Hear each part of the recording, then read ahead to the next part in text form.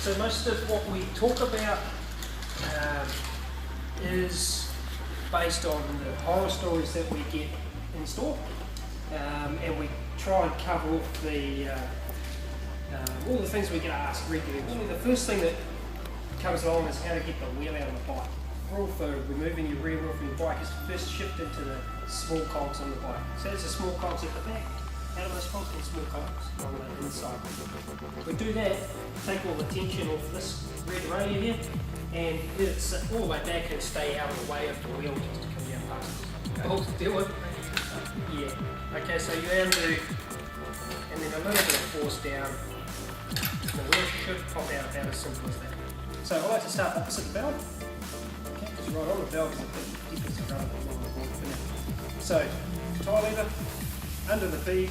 Just be careful just to get one bead, not two. If you really get under there, you actually probably get both beads of the tie.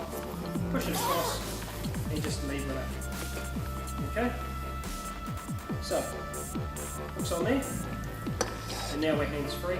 We can use the next one. So we'll try to hang on to this thing, which is now spring loaded, and as well as get another one in there. Now we move down the tyre about so far. Normally 2 or 3 spokes is a good measure until we get a bit of a gap. And then we'll do exactly the same.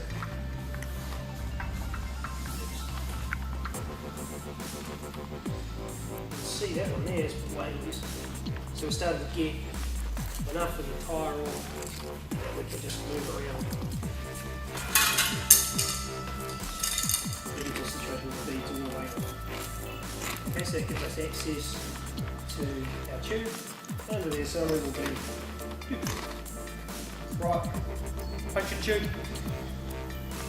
Best way to find what's caused your puncture is to inflate your tube. One of the best things you can do to stop a pinch by putting your tube back in is to put it in the air.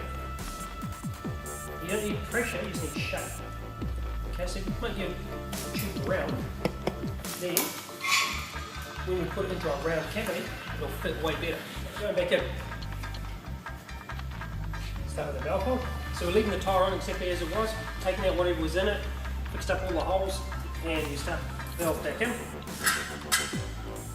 Just lift our bead over it, and then we just feed it up inside.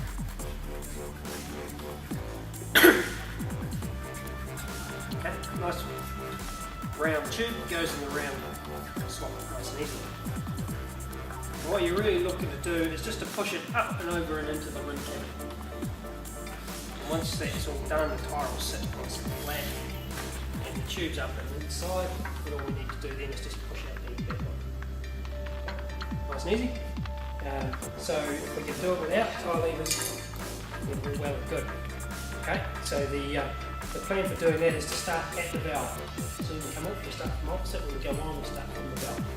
And it's always good to try and get about that much of the tyre on, just so it sort of sits there on its own. Then take that valve, push it up inside.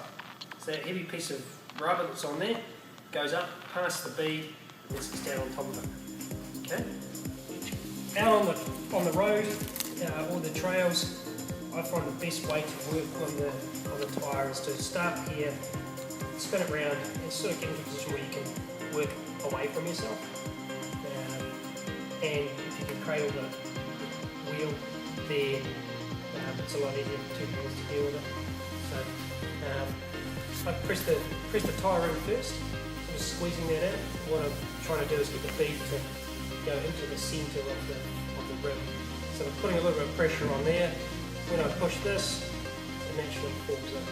Okay? So I'm just sort of showing it the way to go, and then just push it over the edge and it falls in. So I use the heel of my hand there, just the palm, and it's just squeeze and push. And just push and straight. That's why I like to work across with leverage. So squeeze and push, and you get to a point where it gets quite tight at that far away normally. And it's normally one more go. Then you can get CO2. And this is a bucket of fun. So a little applicator, one charge if you like, 16 grams of CO2. wind it all on, and that's 120. Now we keep rolling. Remember where we took our wheel out, we had the chain on the outside cog, the small one, so we need to line it up with that one on the Waitakere. Now obviously chain does a couple of laps of the bike here. We've got the top half and the bottom half of the chain. It might seem quite simple, but we don't want to do that. We don't want to underneath the chain, suck all that up there, it's not going to work. Likewise, if you can, it's not challenging. If you bypass the chain completely, you'll be going nowhere pretty quickly. So we get line the chain up with the cog just in the middle of the chain. You see that all right? And we just set this piece here, just the chain. We just want it to sit down on top of that cog. Okay, so it doesn't have to be a really hefty kind of high load situation. I like to sort of just get the wheel in and just lower the bike down on top of it, and it will just fall into place. It should be that simple.